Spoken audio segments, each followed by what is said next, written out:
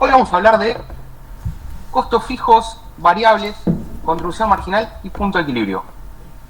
La idea es verlo desde, primero, qué son, obviamente para tener una base teórica, pero después, concretamente, cómo se aplican al día a día y cómo deberíamos utilizarlos para poder tomar mejores decisiones.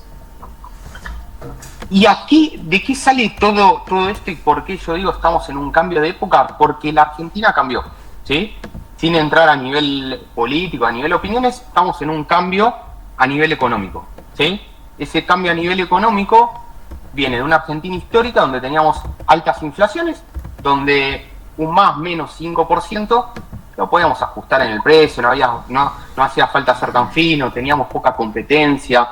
Esas ineficiencias se podrían cubrir en grandes márgenes de contribución marginal que tenían las empresas, en los cuales uno podía pasar del agua a algunas decisiones más finas. Eso está cambiando. Está cambiando por un lado porque se está abriendo el mercado, va a haber mucha más competencia, y al haber mucha más competencia, uno va a empezar a tener, en teoría, menores contribuciones marginales, o sea, ya sobre la mercadería uno le va a poder marcar menos.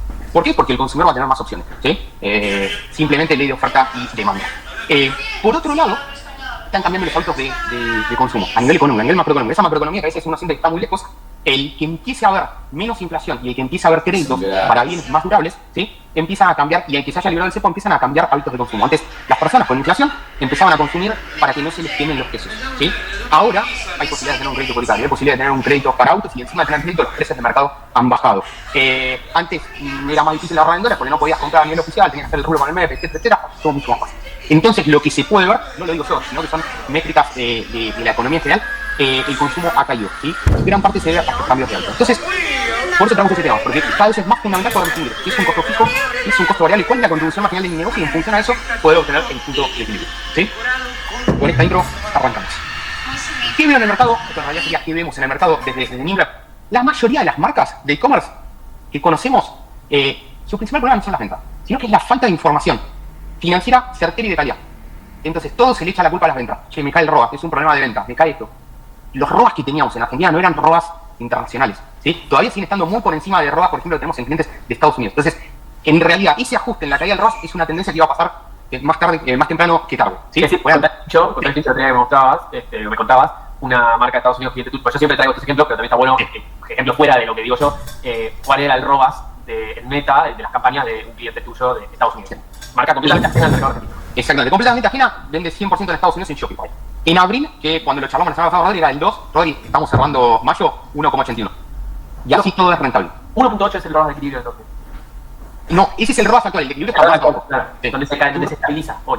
Su ROAS fue en mayo de 1,81 y ganó plata. Por eso digo, yo veía clientes cuando los probamos el año pasado, ROAS de 10, yo les decía, es un montón, es una locura.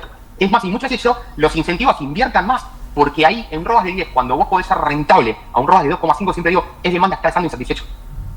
Por eso muchas veces un ROAS tan alto no es la solución a todo. Pero si irnos por las ramas, muchas veces se le echa la culpa a todas las ventas cuando en realidad es algo normal, es un mercado que va madurando, donde hay más competencia, donde van cambiando las reglas y uno se tiene que adaptar, ¿sí? ¿Cuál es el problema? Que si no tenés información clara, le echas la culpa siempre a un devaso. Entonces vamos con la parte más aburrida y teórica, pero necesaria. Costos fijos y variables. Y esta me la preguntan siempre muchísimo los clientes en el primer mes. ¿Qué es un costo fijo? Es el que pagas todos los meses, vendas o no vendas. Sueldos, no hablamos de comisiones, alquileres, herramientas de software, etc. Costo variable está atado a las ventas. Aumenta o disminuye en función a las ventas. Costos que nos ponen las plataformas, Mercado Libre, Tienda Nube, costos de envíos atados a esa venta y costos de la mercadería vendida. ¿Sí? Algunos ejemplos. Y un criterio muy práctico para distinguirlos, una pregunta es, si no vendés nada este mes, ¿ese costo existe igual? Si la respuesta sí, es fijo. Si la respuesta no, es variable. ¿Sí? Muy fácil. ¿Sí? Contribución marginal. La que digo tiene que ser tu nueva métrica favorita. Si no lo era, tiene que serlo. Es la rentabilidad que te queda de cada venta después de pagar los costos variables.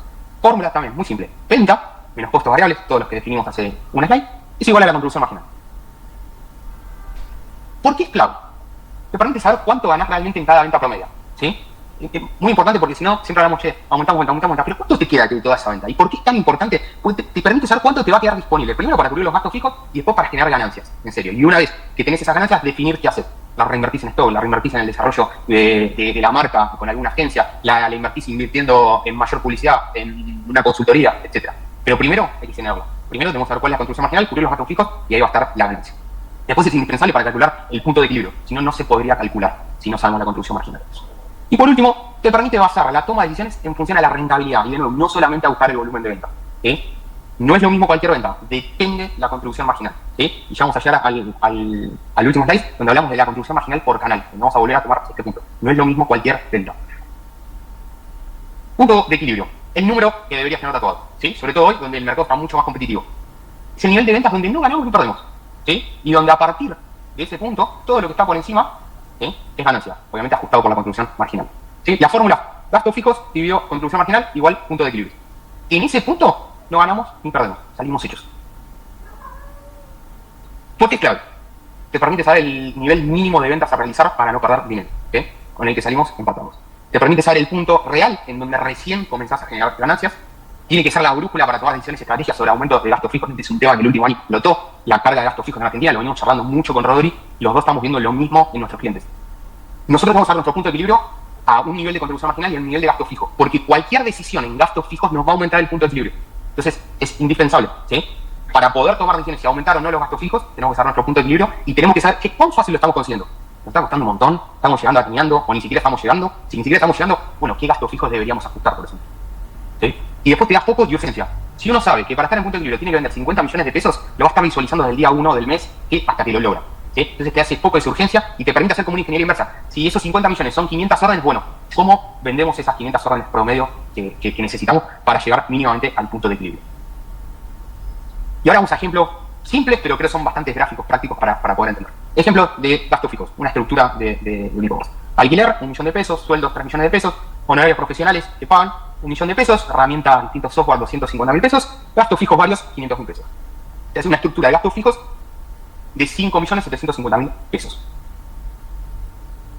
Un ejemplo de una contribución marginal. Es una marca que vende 40 millones de pesos, de costo de la mercadería vendida tiene 18 millones de pesos, de logística 1.6 millones, de comisiones de plataformas tiene 2 millones de pesos, costos de financiación a clientes 3.2 millones, en publicidad para vender esos 40 gastó 8 millones de pesos, ingresos brutos 800.000 pesos. Es una empresa con una contribución marginal del 16% que este mes fue equivalente a 6.4 millones de pesos. Vamos, ¿cómo se calcula el punto de equilibrio? Tomamos los gastos fijos, lo dividimos por la contribución marginal y llegamos a las ventas que son el punto de equilibrio. En este caso, esta empresa, sus ventas de equilibrio eran casi 36 millones de pesos. El valor promedio de sus órdenes es de 108.000 pesos, o sea que su punto de equilibrio medido en cantidad es 332 órdenes. 36 millones de pesos o 332 órdenes. En este caso, Tincho, una aclaración para cuando nosotros miramos el modelo, en nuestro caso cuando hablamos del gross profit, que es la contribución marginal, está el gross profit antes de gastos de marketing y el gross profit después de gastos de marketing. En este ejemplo que vos estás pasando es el gross, es lo que capaz le diría yo en una orden, el net profit de esa orden, ya con todos los gastos, incluido el gasto de marketing, que me gasté en la adquirir ese cliente o esa venta. Exacto, que había 8.000 pesos en el ejemplo que dabas en el slide anterior. La idea era, a un caso práctico, ya cuál es el punto de equilibrio, contemplando la inversión que habían tenido en publicidad. Y ya llegando al final de la presentación, contribución marginal por canal de venta. Esta tiene que ser tu brújula estratégica. ¿Y por qué es clave? Se terminan las suposiciones. Te permite saber la rentabilidad real por canal. No es lo mismo vender en un canal minorista de tienda nube que vender en un minorista de Mercado Libre que vender en un canal mayorista. Medirla. Ya a nivel general es un avance, pero por canal es fundamental. Porque además te permite escalar con criterio las ventas. No es lo mismo duplicar las ventas en tienda nube que duplicarlas en Mercado Libre que duplicarlas en un canal mayorista. La inversión va a ser distinta, la contribución marginal va a ser distinta, por ende la velocidad a la cual se puede conseguir también va a ser distinta, los recursos que vamos a tener que invertir van a ser distintos. Si lo tenemos en una bolsa, va a ser mucho más complejo. Las decisiones van a tener una probabilidad de error mucho mayor. Después te permite asignar correctamente los costos variables, porque por ejemplo, los gastos de la plataforma de Mercado Libre no son los mismos que los de tienda nube, y si vendés a nivel mayorista, estás sobrecasteando un canal que no tiene costos de plataforma. Entonces te permite despejar todas las nubes y poder asignar correctamente para entender por dónde está viniendo la rentabilidad de tu marca. Y después es fundamental para definir estrategias comerciales y promociones. Porque una promoción en tienda nube no va a ser igual que una promoción en Mercado Libre y luego no va a ser igual que una promoción en mayorista. Depende de la contribución marginal de cada uno de los canales, va a ser la cintura que podemos tener para foguear un canal o foguear otro.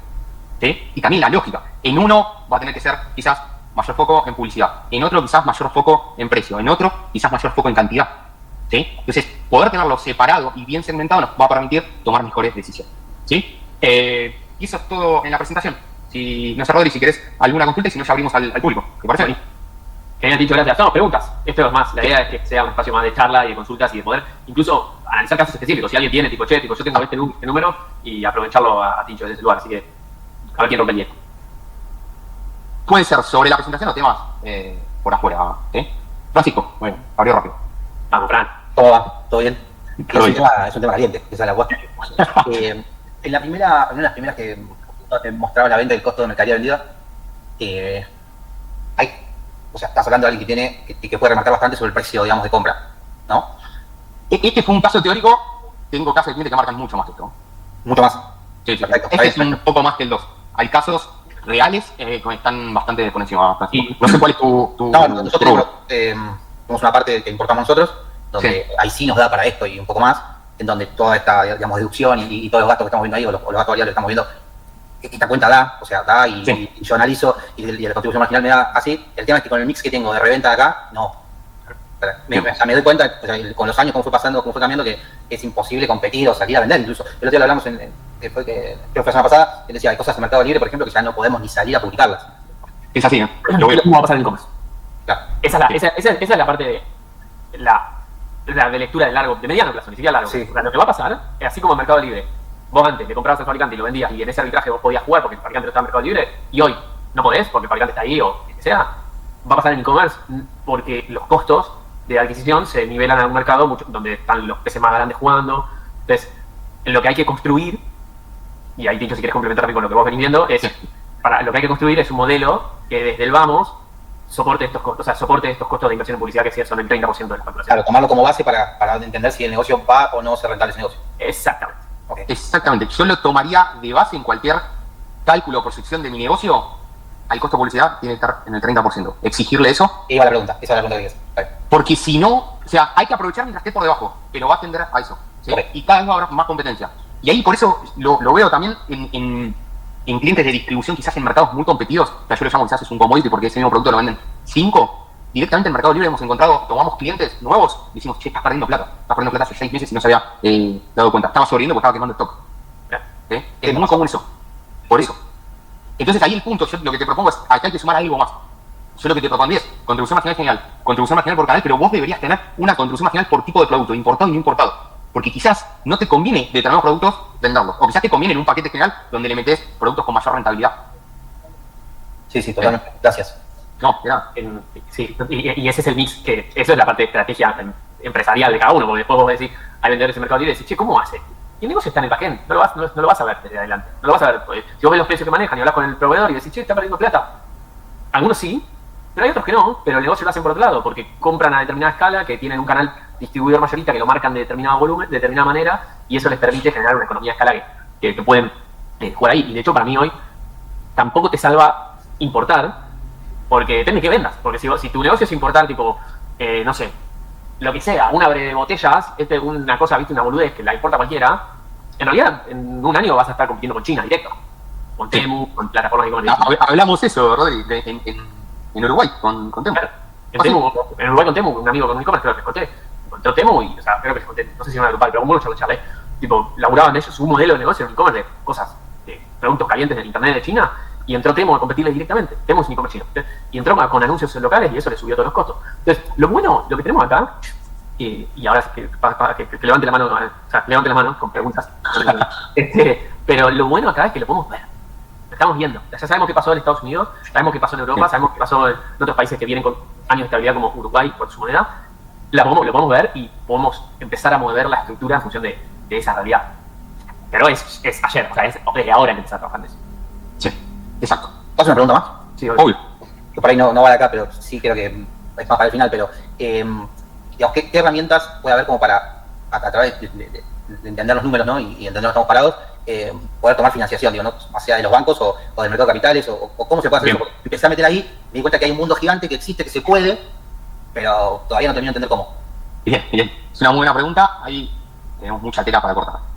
Digo, arranco por eso y después quiero sumar también una diferencia con Estados Unidos de que nos afecta a nosotros negativamente.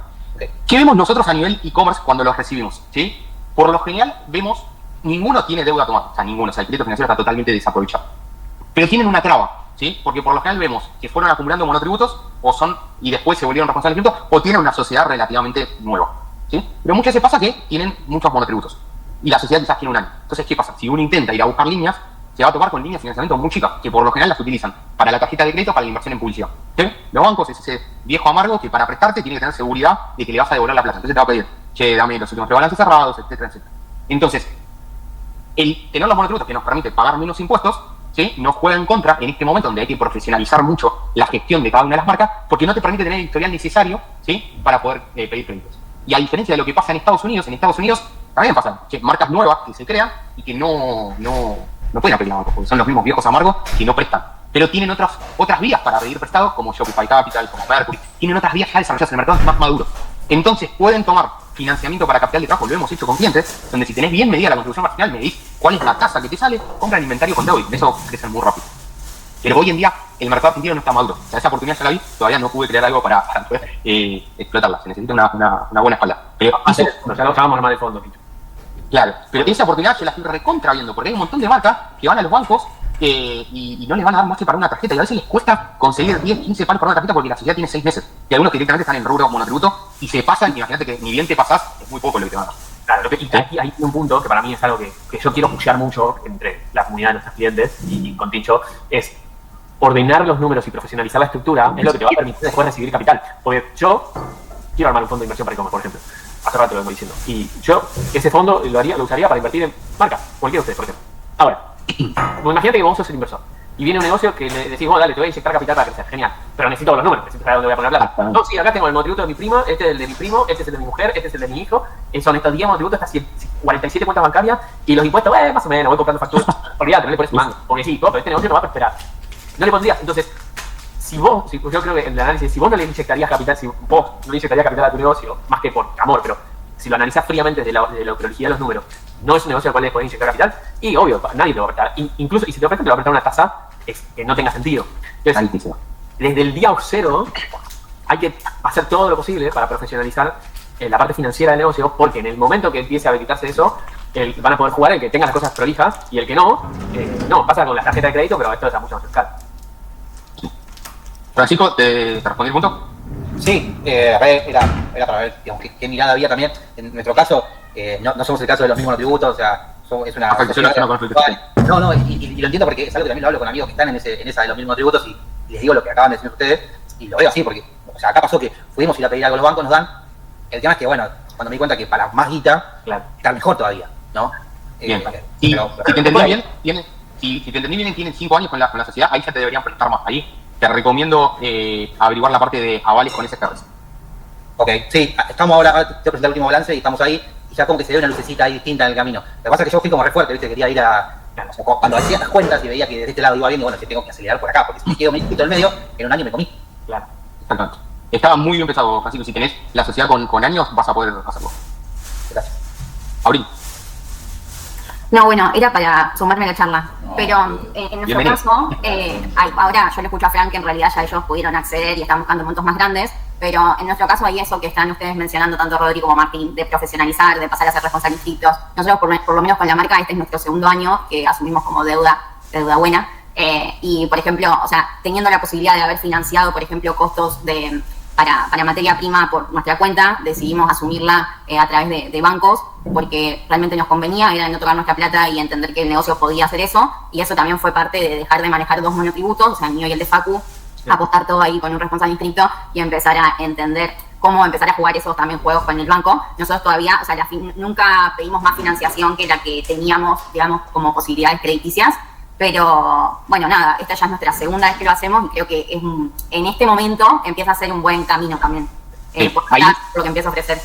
Muy bueno, Abril, el caso. Ahí, Abril, lo que yo te propongo, sé que tiene algunos costos adicionales, no sé exactamente cuántos son, pero ustedes lo están haciendo, si te entendí bien, como responsables inscritos. Si fueran una sociedad y presentan balance, el banco te puede ver cuál es tu resultado operativo, puede ver cuáles son los activos de la empresa, cuál es el patrimonio, te van a poder prestar mucho más. De una. ¿Sí? Porque como responsable inscrito, en realidad la presentación final es una declaración jurada anual de ganancias. Con un balance presentado, y cuando vas acumulando 1, 2, y ven una evolución en las ventas, y ven una evolución en el resultado operativo, te empiezan a prestar más plata. Buenísimo. ¿Sí? No, también eso fue una conversación que hace poco teníamos, o sea, de qué beneficios tenía también ya pasar a eso, así que está bueno para empezar a investigarlo. Bien. Ahí, Abril, ustedes tomaron esa financiación para stock, mercadería, materia para producir, tipo, no sé, máquinas para producir. Sí. ¿Dónde? Hicimos inversión en maquinaria y también en unas impresoras que estábamos teniendo ya, o sea, unas piezas que las diseñamos nosotros, las hacíamos con una impresora 3D, entonces también ahí profesionalizamos mejor para unas impresoras que van un poco más rápido, que tienen una mejor calidad de terminación y fuimos por ahí. Bien, hay un punto importante, también aprovecho, si bien siempre lo digo, en enero lo dije, pero lo digo ahora, la financiación nunca es para gastos corrientes, nunca es para gastos fijos, nunca para cubrir los gastos corrientes de la empresa, tiene que ser para inversión. Si se sienten que están necesitando tomar deuda para cubrir gastos corrientes que están teniendo problemas de rentabilidad, que están perdiendo plata, y en realidad lo que tienen que hacer no es tomar deuda, sino ajustar su estructura de gastos fijos. ¿Sí? Seguramente, o mejorar la estructura de contribución marginal de la empresa. ¿Sí? Muy, muy importante, ¿sí? Esa aclaración. ¿Quién más? ¿Quién se suma? ¿Puedo preguntar? Sí, obvio. Por supuesto. Se me escucha porque tengo los auriculares. Sí. Justo era sobre eso. Nosotras, en nuestro caso, hace un tiempo ya que venimos trabajando con préstamos y siempre fue para materia prima, para producto en general. Y la pregunta es, porque en realidad el asesor financiero siempre lo que nos dice es eso, bueno, ¿para qué querés tomar préstamo? A ver si tenía sentido. Y para inversión en marketing, que es crecimiento, por ejemplo. Es decir, yo, por ejemplo, nunca hice una acción de trabajar con influencers grandes o hacer campañas de prensa o lo que sea. ¿Tiene sentido que encima ni siquiera no está en marketing directo, sino que lo voy a ver como una inversión quizás y el retorno más a largo plazo? ¿O no tiene sentido? Ahí hay que analizarlo como un proyecto como de inversión aparte. O sea, ¿cuánto se va a invertir? ¿Cuál es el valor esperado en ventas? Si tenemos bien medida la contribución marginal, vamos a entender cuál va a ser la rentabilidad que esperamos. Ya que hay que asignarle un tiempo. ¿Sí? Okay. Pero es fundamental que eso tiene que estar medido. ¿Sí? Eso es lo fundamental. Puede tener sentido siempre y cuando el retorno que estamos estimando, que obviamente es una estimación, no va a ser perfecta, o sea, matemáticamente nos muestre una rentabilidad significativa. Y después lo que vamos a tener que hacer es, mientras transcurre el tiempo, medirlo para ver cómo funcionó. ¿Sí? En ese caso, lo que yo recomendaría es que, como es una acción nueva y puntual, se trate como un proyecto nuevo, o sea, un one shot, ¿sí? Donde nos permita medirlo. Y una vez que medimos que realmente funciona, ahí quizás meterlo dentro de la estructura. Sí, pero no sumarlo ya como un gasto fijo. El punto clave es ese. No, claro, ok, perfecto. Gracias. ¿Entendió? Sí, perfecto. Yo sumo ahí, quizás Lu, ponele, yo creo que sí, cosas más por el lado influencer. En Argentina pesa bastante la figura del influencer. O sea, en Argentina puntualmente, como que si das con la persona adecuada, no sé, ponele, si ustedes mañana, tipo, logran que Stephanie Denver le meta menciones, quizás va y te cobra, viste, 2 palos por un par de historias, pero cuando vos ya tenés, el punto es, si vos después tenés todo el embudo para capitalizar ese tráfico. Entonces, quizás ahí sí tiene sentido y entra parte del presupuesto de marketing. Y quizás es como, bueno, dentro de mi presupuesto de marketing, lo meto dentro de si yo invertí 30 en anuncio, voy a meter 25 en anuncio y 5 para estas acciones, y está todo dentro de mi presupuesto de publicidad para marketing. Y quizás ahí lo podés, o sea, las financiaciones las tomo en función de mi rendimiento de marketing en general. No sé, ahí dicho cómo lo ves, pero creo que yo lo estructuraría de esa manera. Sí, comparto. La clave igual, o sea, desde un punto de vista financiero, ¿sí? No marketing, todo eso, Rodri es el que sabe. Pero yo lo que necesitaría ver es esos 5 millones, poniendo un caso hipotético, que pusimos en influencer, ¿cuántos generaron? ¿Cuánta venta? Y por ende, ¿cuánta contribución marginal? Y después, en lugar de 30 invertimos 25, bueno, ¿cuánto vendimos también? Para entender esa venta con esa contribución, con esa inversión en publicidad que fue 5 millones menos, ¿cuánto se generó? Sí, para entender el resultado de la marca, su conjunto. Pero propondría analizarlo por separado, porque si vemos, che, tiene un ROI tremendo, y el analizarlo por separado te permite meterle más nafta. Después, si capaz en lugar de, no sé, 3 historias, haces 10. Sí, yo creo que, o sea, hay una parte como de toda esa acción que hay posibilidad de medir. Yo el otro día, y hay otras que, claro, como la que veía el otro día, la del evento de Javi Willis, que es la marca que vos me mencionaste bastante, Rodri, y veía que hicieron la inauguración del local y eran todas figuras las que estaban. Y claramente, o sea, ¿cómo van a medir toda esa movida que hicieron? Que debe haber salido una barangada. Pero bueno, te da un montón de imagen también al final.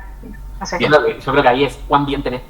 Es como cuánto te gastas en la foto de producto, por ejemplo. Si vos te vas y te gastas 5 palos en una mega producción de fotoproducto, pero esas fotos las subís a la tienda y después no le clavas un peso en anuncio porque te gastaste toda la plata y no lo ve nadie esas fotos, y no fue una buena inversión. Ahora, si vos estás invirtiendo 30, 40 palos por mes en anuncio, estás llevando una bestialidad de tráfico a tu tienda y hay un área de mejora fuerte en la fotografía, y quizás ahí sí tiene sentido. Sacá 5, gastate los 5 en una muy picante reducción porque van a hacer rendir mejor los otros 35. Pero ahí es el juego fino de entender cuáles son las palancas más fuertes en cada marca. Pero sabemos que nosotros sabemos que la fotoproducto es el 80% de la decisión de compra en el momento de la compra. Sabemos que las celebridades o los influencers tienen un fuerte peso en Argentina para la cultura argentina, entonces hay que entender quién, cómo, y hay muchas marcas que le ponen guita a, vuelvo con el caso de Stephanie Denver, que es conocida y es una piba que está en el plano del e-commerce, tiene sus marcas, y capaz vos vais y le pones guita, no lo medís directo, pero si vos ya tenés sistema de... Sí, la sensación de que en este momento tenés que y se aumenta todo. Te das cuenta, es difícil porque le vas a correr un remarketing a esa gente, pero va a traccionar. Sí, y ahí como no sé. sí, perdón, pero digo, ahí va a haber un análisis directo de lo que se puede y lo que no es directo hay que mirarlo en el análisis un poco. O sea, ¿cuál fue la venta total? Si vemos que de repente hacemos esa acción y no vino directo por el panel que se armó, pero el nivel de orden se empieza a subir un 10% por mes, las ventas se empiezan a subir por mes, el retorno de la inversión en marketing empieza a ser más eficiente, no podemos asegurar con 100% de seguridad que fue debido a eso, pero podemos ver una mejora generalizada en la estructura de rentabilidad de la empresa que muy posiblemente se haya visto impactado. ¿Sí? Entonces hay un análisis que va a ser más directo y un análisis que hay que matizarlo, pero siempre lo importante es intentar verlo por separado para ver qué conclusiones podemos llegar, pero tener la foto completa de la empresa. Sí. Yo creo que muchas veces estamos tan enfocados en meta, en la publicidad en general, que capaz te olvidas de cuánto pesa, por ejemplo, el fotoproducto. Y vamos y escatimamos en el fotógrafo el laburo de producción, pero le metemos 10 palos a Meta. Pero las fotos no están perfectas. Y entonces, vos quizás a Meta habría que meterle 7 palos y este mes gastar 3 palos en que las fotos estén tope de gama. Porque vale eso y requiere mucho esfuerzo. Pero muchas veces es más fácil simplemente subirle el presupuesto a Meta y querer agarrar y decir, no, voy a sentar con un fotógrafo, voy a dedicarle horas. Y creo que también hay etapas para todo. Por ejemplo, si tu restricción del negocio en este momento es operativa, no es de adquisición o no es de marketing, entonces sí, dale gas a Meta, ni te calientes por el tema de la foto, porque como sea, las fotos que tenés están funcionando y resolver la parte de estructura de stock y operacional. Si tu restricción es de demanda, entonces ahí es como, bueno, vamos a hacer un doble clic en cada una de estas cosas de la inversión. Bien. ¿Quién más? Gracias. No, pues nada. ¿Quién más se suma con consultas? ¿Todos tienen perfectamente sus números? Acá. ¿O les da vergüenza? Yo puedo decir una más.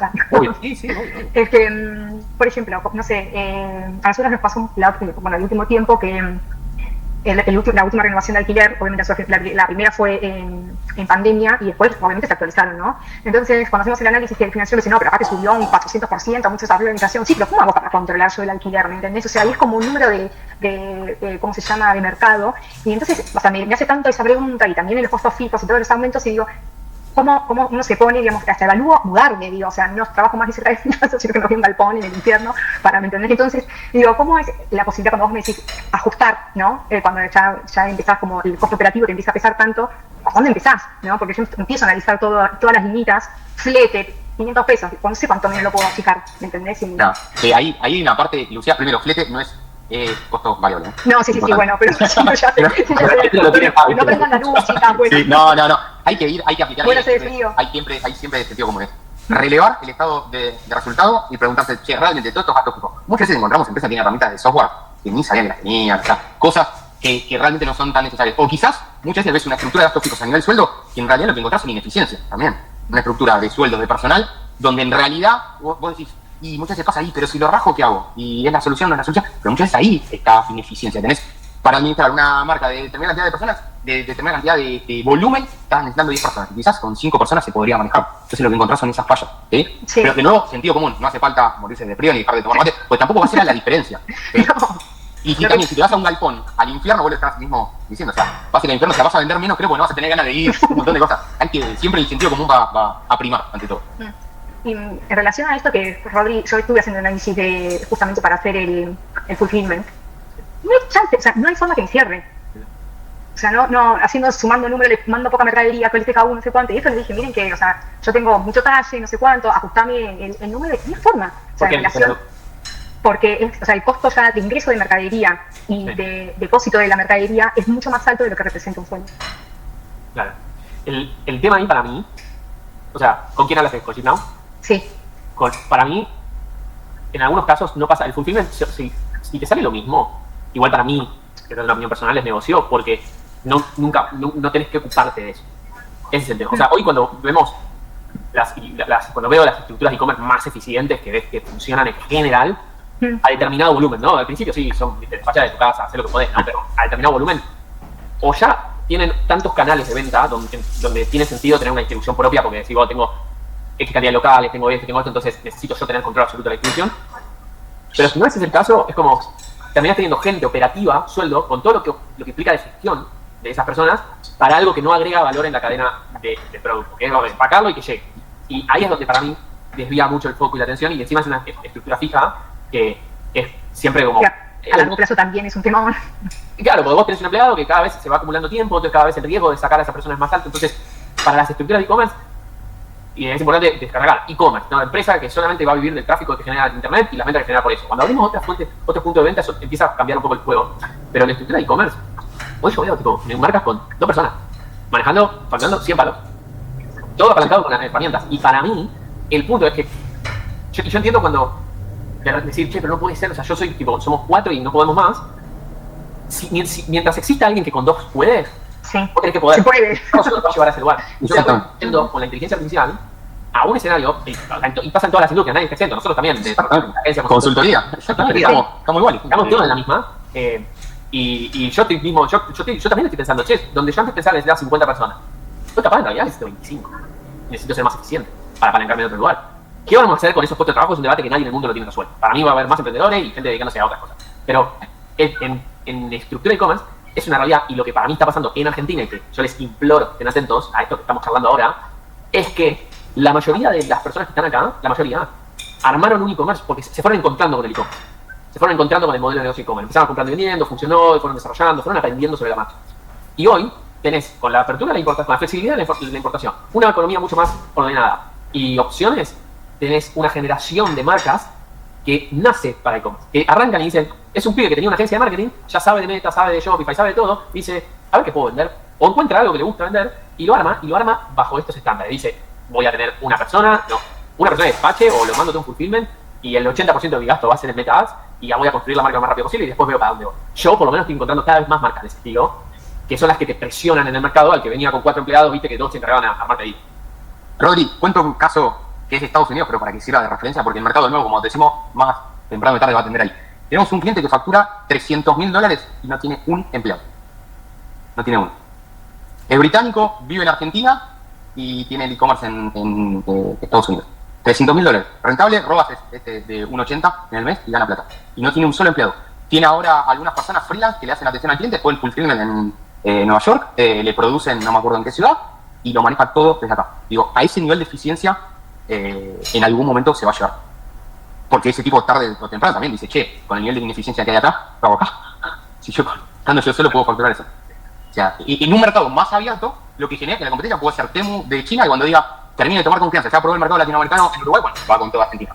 Emprendedores que ven un mercado más abierto en Argentina, que está en otro grado de madurez, ven otros ROAS y dicen, con esos ROAS soy hiper rentable, y encima sin empleados. ¿Por qué? Porque el tipo tiene de gastos fijos, creo que el 6%.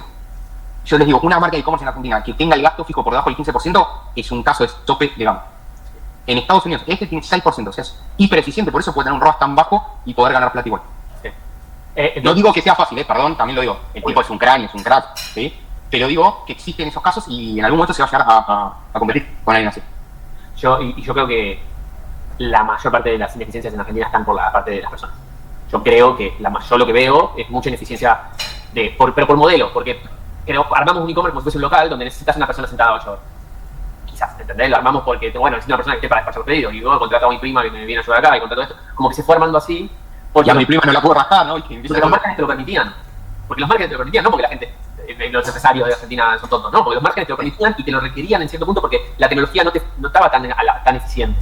Pero ahora para mí el cambio de paradigma es el que te obliga a jugar distinto, y yo creo que hay que achicar desde ese lugar de, bueno, o sea, cada rol que esté haciendo, que sea aquí, o sea, cuánto valor agrega esta persona, este costo fijo. Cualquier costo fijo tiene que agregar valor a la propuesta de valor del negocio. O sea, si agrega valor a la cadena de valor, desde que compro producto, lo produzco, hasta que lo entrego, si agrega valor al cliente final, va a tener un sentido. O sea, el mercado lo va a abrazar. Si agrega valor, agrega valor.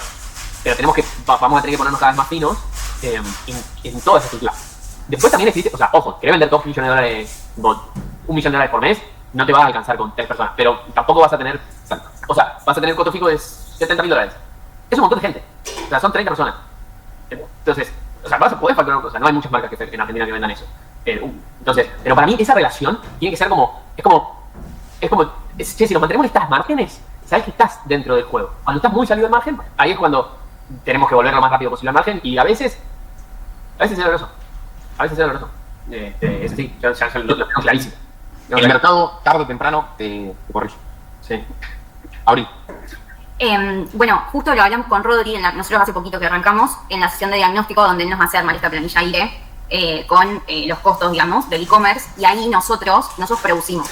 Y nuestro único canal de venta es nuestro e-commerce.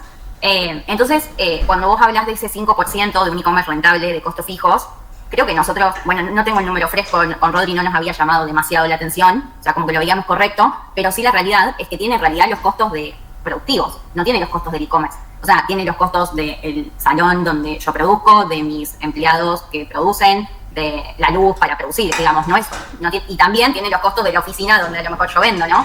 ¿Crees que puede ser una buena estrategia empezar a dividir esos dos costos? O sea, como entender realmente qué costos tengo asociados de e-commerce, que para mí hoy creo que terminan siendo nulos, o sea, más de comisiones, porque en realidad son todos costos de producir, de hacer el producto. Claro. A ver, ahí el criterio que nosotros utilizamos es al costo de producción, lo que le metemos son los principales, o sea, no los costos variables, los materiales, ¿sí? Y todo lo que sea variable a la producción, ¿sí? El resto es costo fijo, ¿sí? ¿Por qué? Porque el tipo que contratamos para producir, si producimos cero, le vamos a tener que pagar el sueldo igual, ¿sí? Y los costos del e-commerce en realidad, si son fijos del e-commerce, en realidad es el único canal de venta de la empresa, son costos fijos de la empresa. Que el canal de venta de la empresa es el e-commerce. Pero que sí, e-commerce es anecdótico en este caso. Los costos variables del e-commerce van a ir a la construcción marginal, ¿sí? En las distintas líneas que vimos. Los costos de producción, ¿sí? Todo lo que es variable, el material, la materia prima, es lo que en tu caso va a ser el costo de la mercadería vendida. El costo que te salió producir esa mercadería que luego vendiste, ¿sí? Pero ahí van todos los variables, no van el sueldo fijo del que produce. Porque, ¿cómo dividir todos los meses ese sueldo en función a la cantidad vendida? No, costo fijo, ¿sí? Y en realidad lo que te va a mejorar es la contribución marginal y al número final te debería dar el mismo, el punto de equilibrio va a ser el mismo. Pero es mucho más fácil y mucho más ágil para pensarlo. Che, ¿cuánto le marco al costo del material y de la materia prima que yo produzco? ¿Sí? Y después, ¿cuánto? O sea, una métrica de eficiencia fundamental, Abril, es con este costo fijo de producción, ¿cuántas unidades puedo producir? Esa es eficiencia a nivel productivo. Y después, esa eficiencia a nivel comercial, ¿cuántas después puedo rotar por mes? ¿Sí? De una. Bueno, Sí, esto está maduro. Perdón, me tengo que irme a otra call, pero esta es la parte que más esta hora que se empezó a poner más divertido. Pero bueno, los dejo con Tincho, que tiene media horita más de margen. Nada, aprovechenlo a Tincho, estas cosas son importantísimas, la claridad de los números, así que bueno, gracias Tincho por este espacio, lo vamos a tener todos los meses acá. Y bueno, sigan, perdón que los interrumpí. No era gracias, Rodri. Nos vemos. Bien, ¿Auchi? Ahí está, ¿cómo andan? ¿Todo bien? No, en realidad un poco, yo quería plantear, y medio pregunta planteo en realidad, un poco lo que decía Francisco antes, creo, que acá como que tenemos un poco la problemática esa del mix de productos de reventa versus los que estamos produciendo o tratando de importar o buscando mejorar los costos. Porque claro, nos dimos cuenta que lo que es producto de reventa, que fue como empezamos, la verdad que no, medio que esto no sirve. O sea, entonces ahí vos consultar un poco el benchmark o algún dato, también, digamos, ya lo voy viendo, pero digo, el producto de reventa que se multiplica por 2.2 del sin IVA al mayorista, del sin IVA al con IVA, medio que ya... Muy difícil ser rentable, ya te digo, Agustín. Por eso. Muy difícil ser rentable. Con un 2 te digo, si son rentables, me saco el sombrero, tienen mucha eficiencia a nivel gastos fijos o mucha eficiencia a nivel marketing. Si no, muy difícil. 2.2 también es muy difícil ser rentable. Por eso, ahí para mí es clave. Ese producto puede servir en un mix de productos donde vos lo necesitas tener, ¿viste? Vos decís, che, vendo, no sé... Como vidriera. Exactamente. Por decir, che, no puedo no tener cigarrillos siendo un kiosco. Capaz no le gano plata, pero cigarrillos tengo que tener. Porque viene, me compra el cigarrillo y además me compra otra cosa. Ese es un mix que lo van a saber ustedes. Y si no tenerlo, también como estrategia, hasta que lográs importarlo, hasta que lográs mejorar el costo de adquisición. Bueno, a nosotros nos pasa ponerle, vendemos cosas de rugby. Y la verdad que históricamente la camiseta de los Pumas oficial no se podía conseguir. Y ahora sí se puede conseguir. Pero te lo ponen en el precio público 1.8. No sirve. O sea, no la quiero ni vender. Sí. No la quiero, no me la des, porque la verdad que es para que gane plata vos, flaco. Salvo que esa camiseta de los Pumas le venda el pantalón que sí ganás, le venda los botines. Pero es como un laburo mucho más profundo, digamos. Y no le puedo poner un peso de pauta a ese producto. No, salvo, de nuevo, que lo vendas en un pase, en un mix y donde le ganes mucha plata al resto. Pero eso vos sabés tus números. Hay que ver qué estrategia hay que utilizar. Solamente ese producto, para mí no vas a ganar plata. No, olvídate, o sea, yo de hecho lo tengo más caro, pero también a la vez como que me quemo con... Exactamente. No sé, solo deporte lo tiene al precio sugerido y que no sé si tendrá un beneficio comercial por volumen, no ni idea, o simplemente pierden plata o empatan, no sé qué harán. Pero entonces lo tengo, no sé, un 20-30% más caro, pero como que siento que me quemo, porque vos vendés cosas raras que tenés más caro que en todos lados. Exactamente. Entonces tengo ahí, digamos, entonces también el planteo y la pregunta iba, ¿cuál es un mínimo más o menos, no sé, por 3, por 3,5? No, 3,5, una buena estructura de gastos fijos debería estar ganando plata. Por eso. 3,5 seguro y buenos márgenes de construcción. Porque también me pasa como que, claro, o sea, al meter producto nuevo que estamos fabricando o importando, digo, al no tener como una quizás marca desarrollada de producto propio, capaz de decir, bueno, multipliqué por 5, capaz digo, no lo vendés. Sí, por 5 no vi un rubro que pueda multiplicar por 5. No, por eso yo digo, capaz digo, bueno, si estamos multiplicando por 2.2 del mayor de lo que es de reventa, bueno, pasar un 3.5 que esté en precio de mercado, que sea vendible, bueno. Con 3.5 deberían ser muy rentables. A partir de 2,5 ¿sí? No tengo el número. O sea, la muestra estadística que tengo, a partir de 2,5 se podría ser rentable. Depende de después algunas Sí, cosas. obvio, depende Cómo de lo tenés cómo estructurado. Sí, un par de cosas, ¿no? Si quizás para poder vender eso tenés una estructura de gasto fijo, no, o sea, depende un par de cosas. Pero un cálculo también que tienen que tener todos muy en claro, que es una matemática muy simple, que es el porcentaje de gastos fijos que uno tiene sobre su venta es la contribución marginal de mínima que tiene que tener para no perder plata. O sea, si uno tiene una estructura con 20%, de una estructura muy pesada, de 20% de gastos fijos sobre la venta, con una contribución marginal mínimamente por debajo de 20, ya pierde plata. Se hace ingeniería inversa, como estamos haciendo con Autin, que si le calculo que al producto le voy a marcar tanto, bueno, ahí voy a tener cuánto se me ve. En promedio, tanto plataforma, de envío, doy o no doy cuota de financiamiento, ingresos brutos y publicidad, y ahí ya vamos a tener claro si cierra o no cierra. Es una matemática simple. Pero a partir de 2,5, si no se puede marcar 2,5, quizás alguien me propone. No lo vendas. No lo veo. ¿Sí? Bueno, es lo que me viene pasando, no la veo, de ese número no la veo. No, yo tampoco. Así que bueno, genial, gracias. No, de nada. Lucía, vos habías... Sí, había que tratar la mano, perdón, pero era por tema de rotación de producto, pero nada, ya un poco me autorrespondí con algo que comentaste, así que no, nada. No. ¿Quién más está para preguntar? Finanzas, economía. ¿Están todos tranquilos? Sí, si no hago una pregunta yo, que era justamente pesada, pero que justamente tiene que ver con esto de los días de stock, que me voló la cabeza la clase que diste la otra vez, que la vi grabada. Buenísimo, me encantó, me recontra sirvió, pero empecé a mirar mis números y dije, yo venía como en un punto, como siempre vengo reponiendo a 25 días la reposición de stock, y en un momento, o sea, lo que es fin de año, nosotros también fabricamos y quizás nuestros ciclos de producción son un poco más largos y llega fin de año y siempre tenemos muchos días de stock que después se compensa con una baja. Pero ahora hicimos una reposición muy mal pensada de encima productos que no tienen alta rotación. Entonces, como el desafío más grande está en ir bajando esos días, pero sin quedarnos con los productos más vendidos, que encima son los que hoy en día tienen stock. Bien, ahí hay un tema de eficiencia que lo que te va a pasar en algún momento, claro, tengas una margen de rentabilidad enorme, lo vas a sentir a nivel caja, te vas a sentir con poca caja. Bien, por eso, pasa siempre, siempre llega. ¿Cuál es el punto ahí que te propongo unas soluciones? Si tenés bien medido qué productos te rotan y qué productos no te rotan, y justo de los que rotan tenés poco stock, ahí tienes un tema de reacomodar el stock. ¿Qué haría yo? No iría a bajar de precio de una, para no afectar el precio de mercado de ese producto si ya lo tenés establecido, sino que intentaría o envío gratis o descuentos sobre ese producto, pero lo que tenés que hacer es rápido bajar el stock de esos SKU que no te rotan tanto para tener la plata para reponer los que sí te rotan. Porque si no vas a tener un nivel, si te querés defender mucho la rentabilidad de ese producto, en realidad vas a terminar vendiendo menos de los productos que sí te rotan, porque no vas a tener caja para producirlos.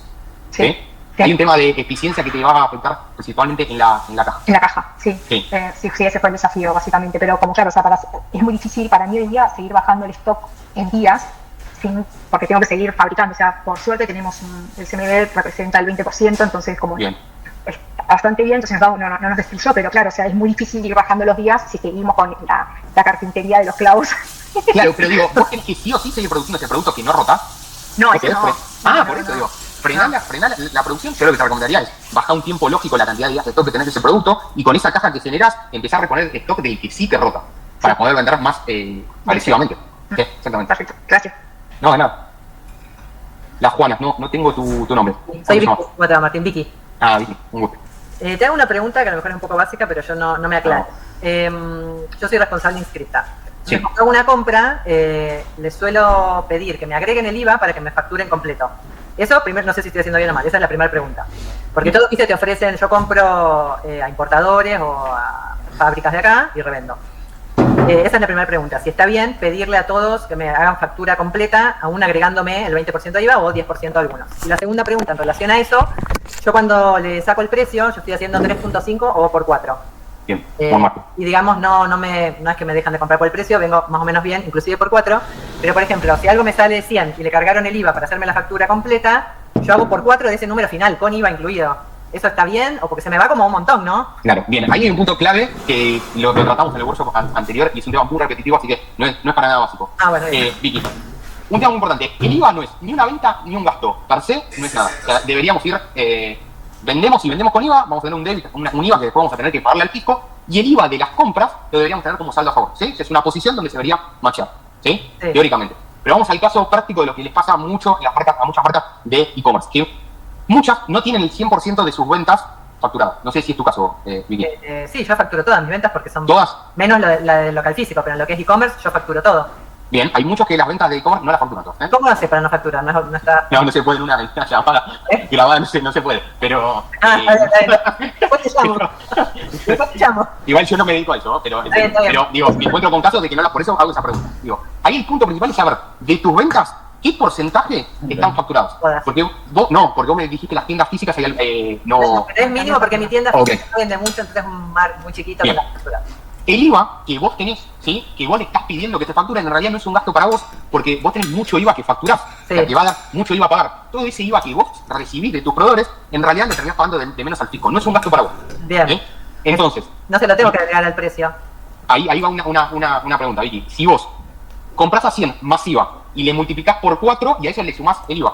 No, yo hago el precio final con IVA. Me da 120 con IVA el producto que compré. Compré un vestido que me sale 120. Sí. 120 total, con el IVA agregado, que me agregó por facturarme. Me da 120. Yo ese 120 lo hago por 4 o por 3.5. Y ese es el precio final al consumidor. Sí. Bien, ese, vos lo que vas a hacer, hagamos 120. 120 por 4 te va a dar 480. Vos le sacás el IVA ese y te va a dar aproximadamente 400 sin IVA. Y vos en realidad compraste aproximadamente a 100 sin IVA. Ya está, Sí. perfecto. Mientras que vos no lo multipliques por 4 y le vuelvas a sumar el IVA, está bien lo que... Está bien. O sea, yo la pregunta es, o sea, si se vende así, buenísimo, pero mi duda era si no estaba quedando el producto muy caro y yo podía hacer por 4 sin el IVA del producto que compro. ¿Qué me convenía, digamos?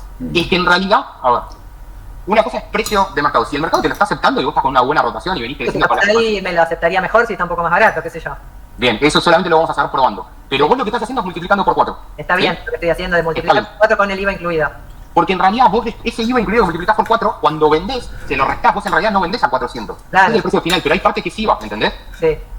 Vos estás vendiendo a menos. La venta tuya real es 400 aproximadamente y 80 son IVA, que no es venta. ¿Sí? El consumidor final lo paga, pero vos después vas al mes siguiente, el contrato te va a liquidar la posición, se lo vas a tener que dar al pico. Tu venta fue de 400 y lo que vos compraste, el costo fue 100. ¿Sí? Sí, o sea que está bien. Lo que estoy haciendo es por lo que voy a facturar todo, después me voy a revisar un poco en el asunto. Bien.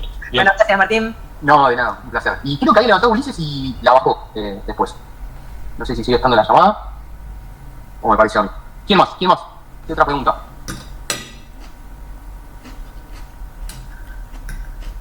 Hay varios que no preguntaron.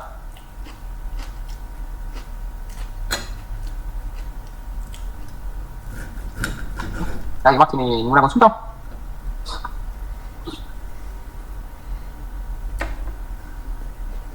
Bueno, no sé, Juliana, ¿qué te parece? Pero si nadie más tiene cerrando, consulta. si nadie más tiene consultas.